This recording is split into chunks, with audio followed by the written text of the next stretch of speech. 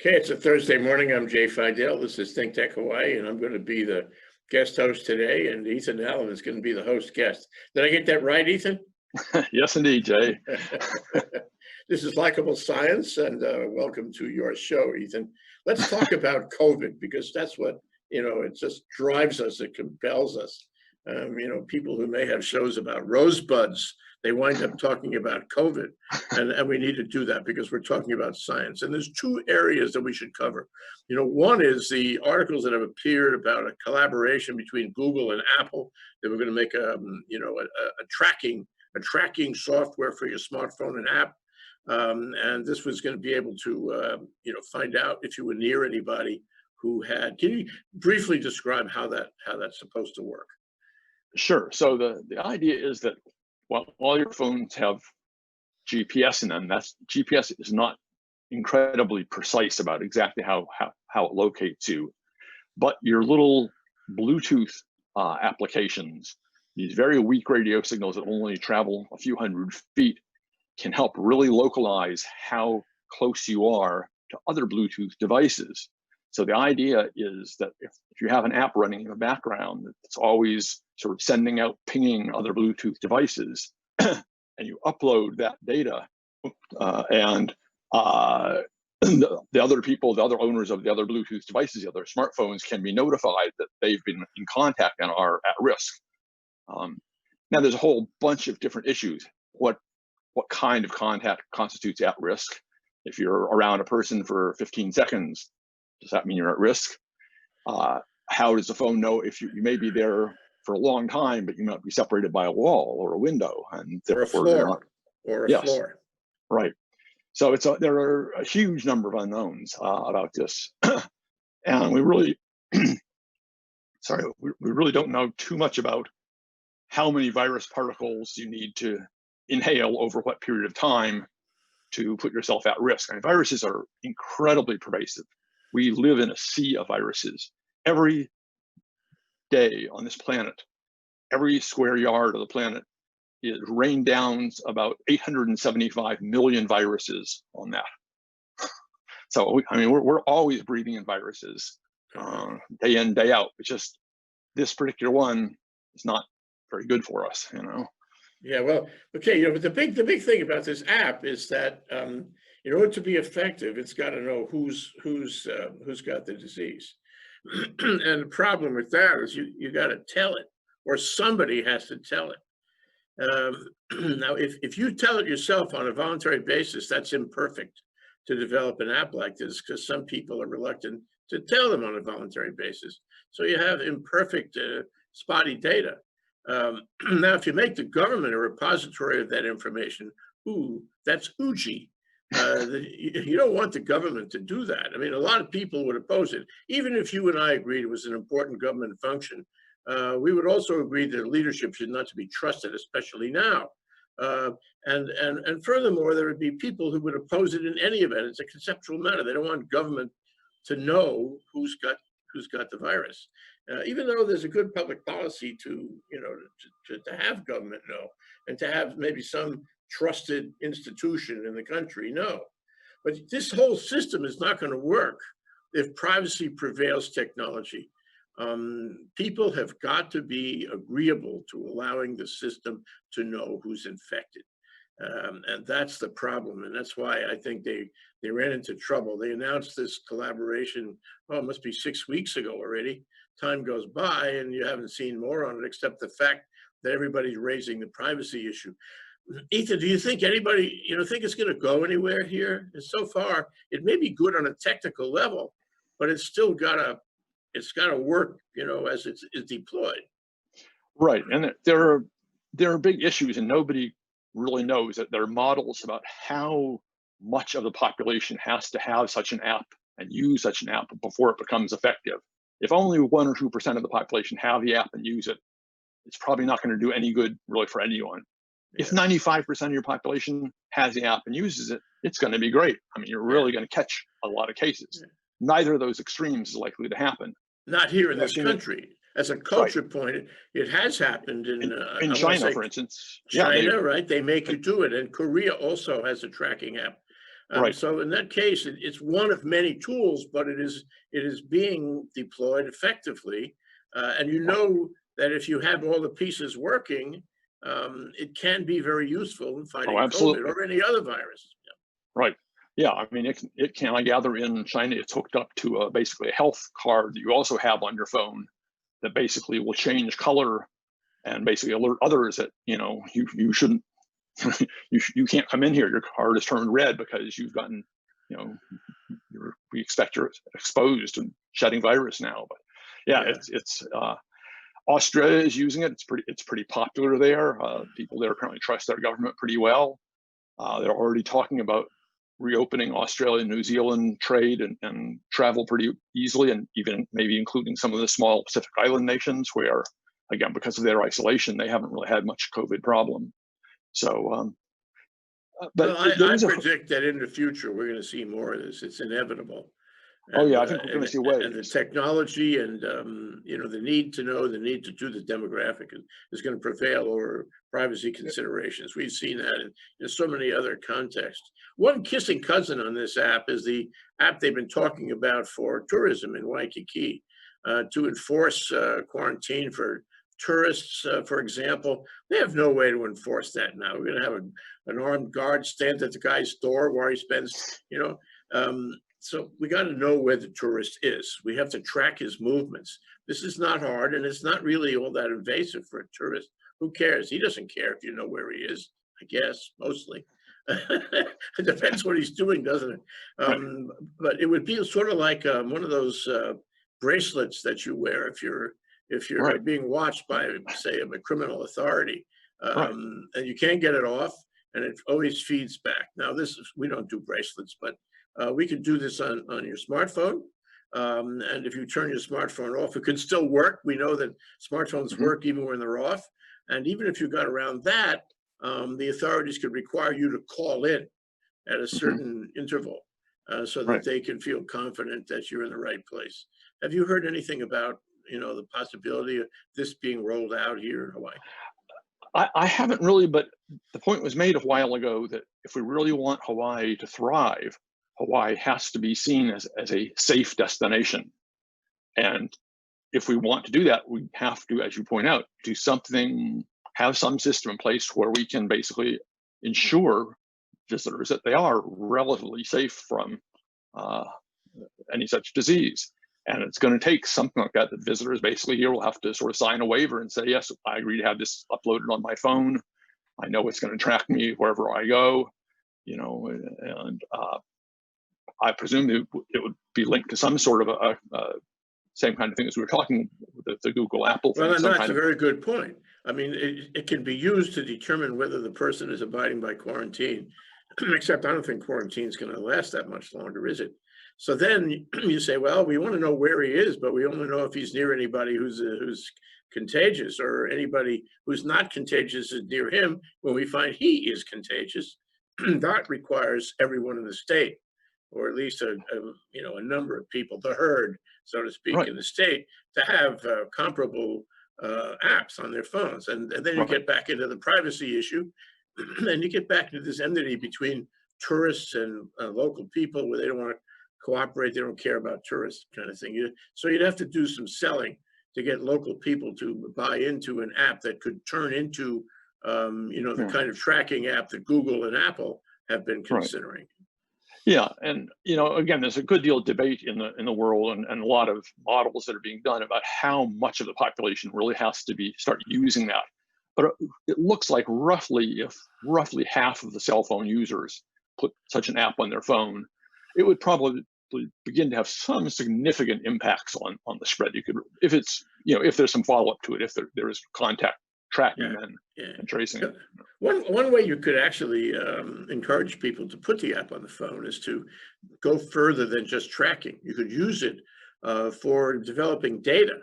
And that's really important. How many people are in touch with other people who may have the disease or do have the disease, and then you could build a model, so to speak, of the demographics, which takes us to our second kind of technology that we want to talk to about today. You sent me a very interesting article by the RAND blog, which I guess is related to the RAND Corporation, it's a think tank. And Right. it talks about the different kinds of demographic models that we have going now, some more successful than others, some based on data, some based on conceptual considerations, and some based on a variety of factors, including current events that happened this morning, in order to develop models. Can you talk about it? Well, it's very interesting. I mean, if you look sort of globally, you see the demographic trends that make such a difference. That is, it was predicted that by this time there would be huge COVID spikes in places where there are people very densely packed into urban areas, and the healthcare systems are not good, such as parts of India and Bangladesh. It simply hasn't come to pass. The people there, they're packed into these places, the healthcare systems are not ready, but they really have not had very bad outbreaks. Their numbers of cases are minuscule compared to the US. And it's largely because of demographics, because those countries are young countries. Most of their population is centered in kids, teenagers, or young adults, with a relatively small percentage of older people. And that's a huge factor as to how badly you're impacted. Yeah, well, I think what's interesting to me is that all of these have a certain subjective quality, because you have to make choices, you have to make assumptions. In the case of, even in the case of the flat out dollars and cents kind of metric data statistics that go into most models, you have to make choices about what data you're using and how you're getting it. And there are vagaries there. But I suppose you could say for those, it's based on actual data, and presumably there are scientific standards that allow you to collect the best data, although I think those are evolving right now. So that one is probably the more rational, more reliable, if you understand the assumptions. The one that's conceptual that's much more subjective, and the one that depends on current events that happen and feed a variety of variables based on what's happened lately, that's very subjective. And so query, what kind of reliability should we put on these things? I mean, I think it was the state of, it was Columbia University correctly predicted that we'd have over 100,000 deaths already. God, every time I say that number, it kills me, because I don't think the White House understands what 100,000 deaths means. It's just overwhelming. And every time we mention that number, I want to tell people it's overwhelming. It's incredible. Anyway, so I think the Columbia model predicted that. The Washington model, which is, I'm sorry, the Columbia model was a backward model. There's two kinds there too, backward and forward. The Columbia model said that if you had behaved better, if you had used a better system 2 or 3 weeks ago, we would have saved 30,000 lives. That's Columbia. The Washington model was different. That was looking forward, and they predicted something like 70,000 deaths. They were off. That was not accurate, really. 30,000 deaths is a lot of deaths. And then, of course, there's various other models. So I guess, what I'm saying is there's competing models. I don't know if the government is funding any of these or participating or even giving data. I think they're getting data from the states, because Trump has left it to the states to stumble around on this. So can query whether any of them is useful, at least to establish whether we would have saved more lives looking backward, or B, how many lives we're going to lose going forward. What's your level of confidence in this kind of model? I mean, as you say, they're evolving. The models are evolving. Some have proven shockingly inaccurate. I was just speaking of some of those about how the virus would behave in some urban centers in the developing countries. But it's also important. You were talking about the one about the model takes into account current factors. I mean, that's what you sort of got to realize. There's a fundamental biology here, right? Somebody who has this virus sneezes, and they've expelled suddenly tens of millions of viral particles in a stream, a cloud, a fairly dense cloud that goes out 10 or 15 feet away from them and starts diffusing. And again, depending on how the wind is, it's very still air, that cloud may sort of hang there for a while and gradually settle down.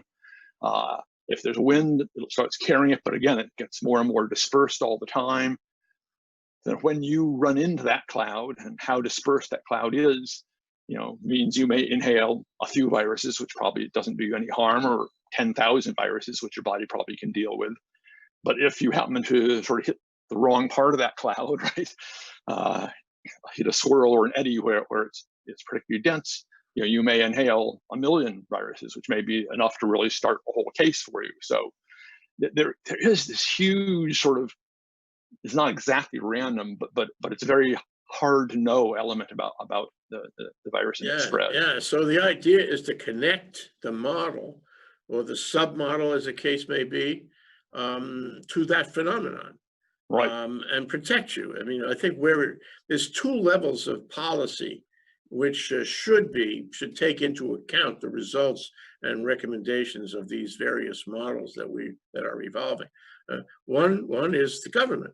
So if the government finds, and I suppose you have to look at it area by area, because if you find that the meatpacking plant across the street has a substantial percentage of infections, that is instructive on whether you should open or close the economy, and how you should conduct the law and the proclamations, as it were, in that area, I suppose, or in like areas, which may not be in that little town or city. It may be across the state border.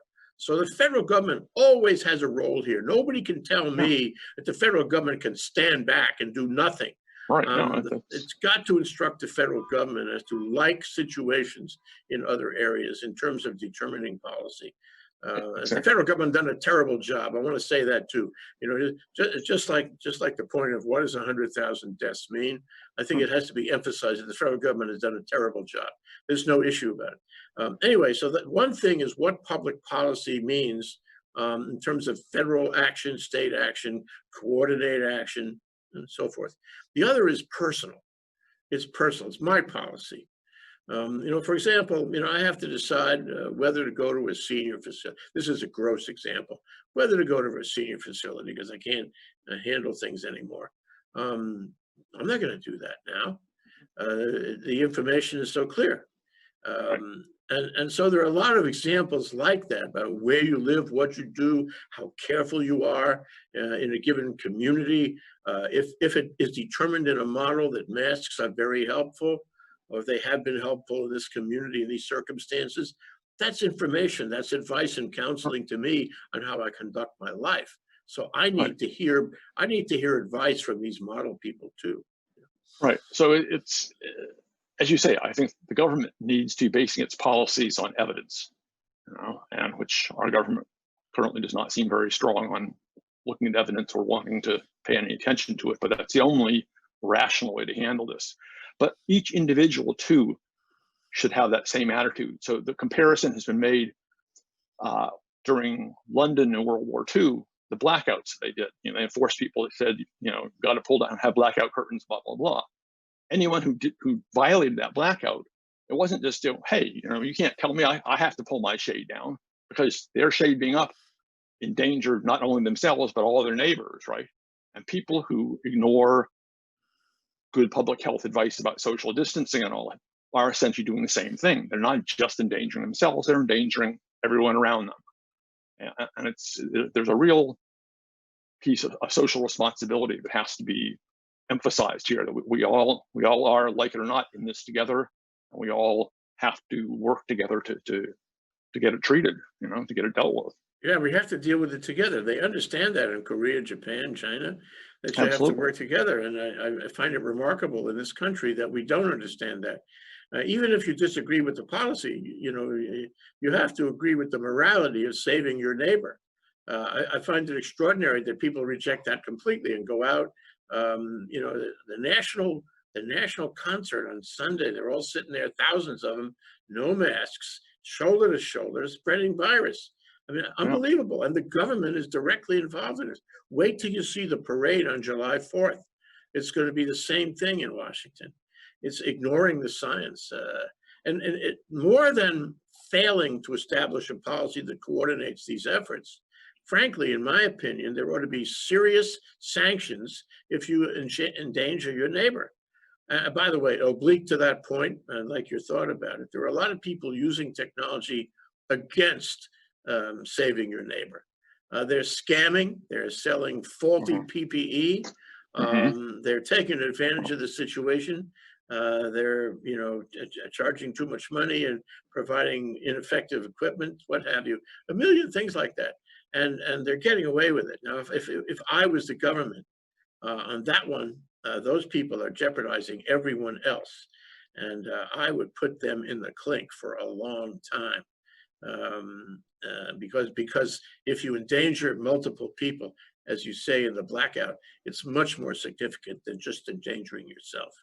I think we have failed to make laws that enforce the notion of protecting your neighbor, and a lot of people don't care about protecting their neighbor. The people who went into the Michigan State House just a week Yeah, ago, extraordinary how irresponsible and how inconsiderate they are of the health of their neighbors and the community. And that's exactly. not only in Michigan; it's all around the country. Right. And as a country, we have this very strong history and streak of individualism, and we're all able to go off and do what we want to do and be who we want to be, right? The Wild West sort of mentality.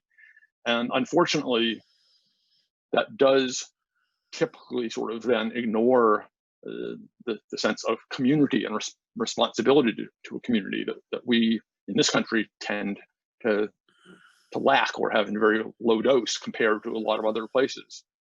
In the Pacific Islands, where I did some work some years ago, very, very strong sense of community, where you would people would set aside their own goals and aspirations because they understood they had obligations to their family, their friends, their community.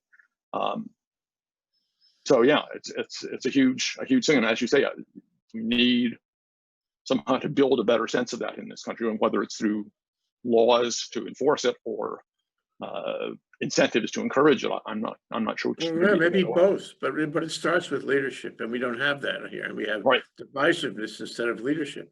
So Absolutely. the two things we've talked about today in this show primarily is one is the idea of having an effective app, and that has obstacles by virtue of the divisiveness over the issue of privacy and the divisiveness as to whether to take it, to use it, to actually take advantage of the technology, and that's a failure of community. It's a failure of leadership because obviously it would help us, Right. but I think it's clear that people are not going to do it in the way that it needs to be done. And the second thing is a similar common denominator that in the case of public policy based on evidence, in the case of public policy based on these models as they evolve and get better and better, you have to listen to them.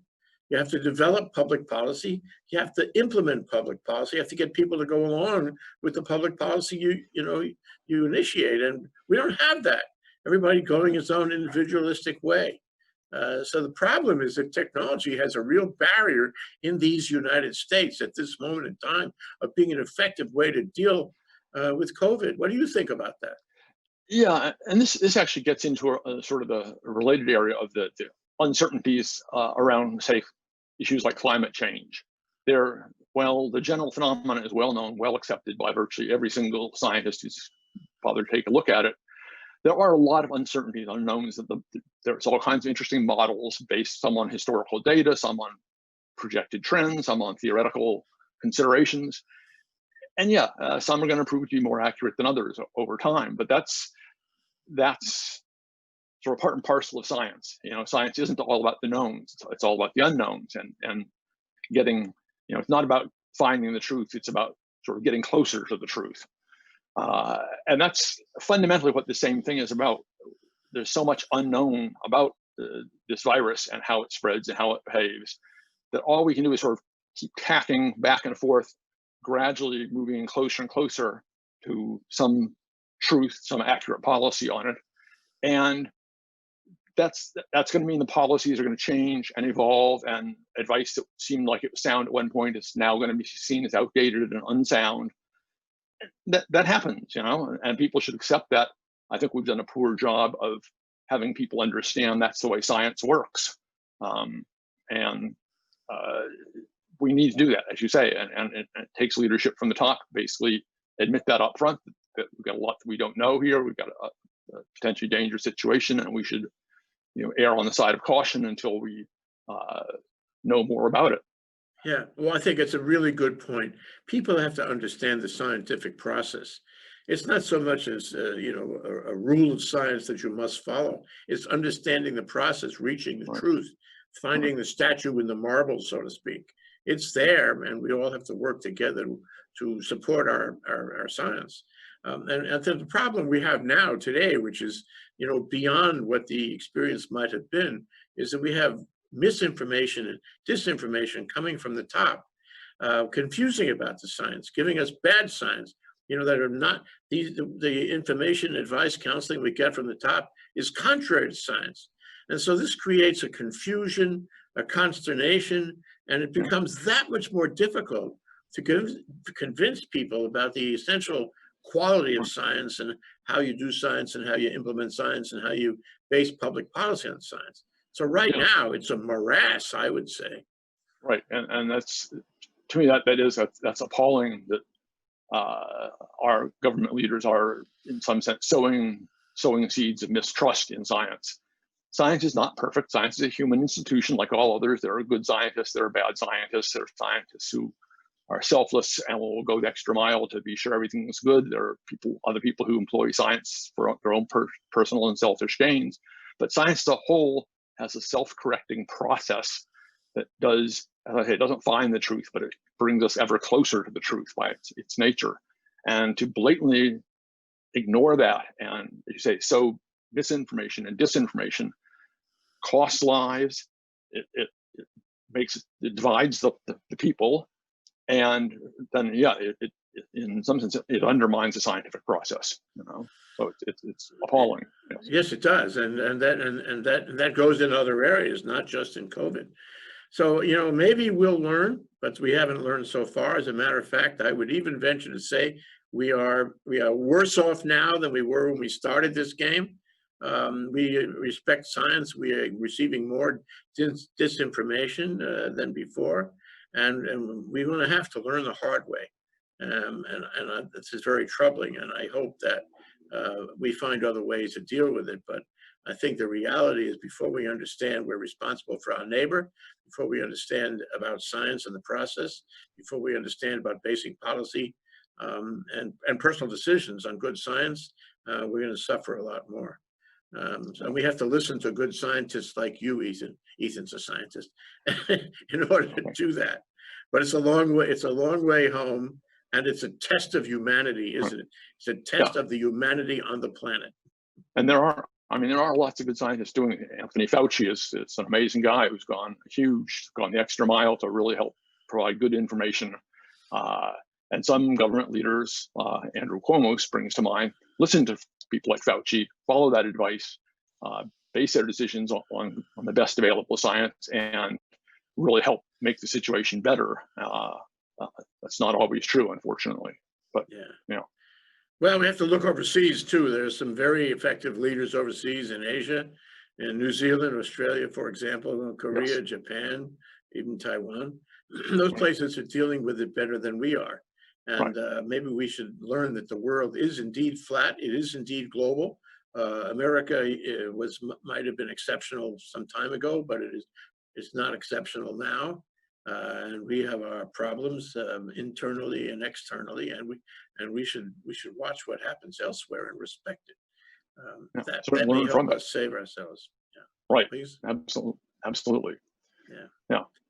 Okay, Ethan Allen, scientist, our excellent scientist. I hope we can do this again very soon, Ethan. There's more to come. Every day is a bunch of surprises. There's always new fun stuff to talk about with science, Jay.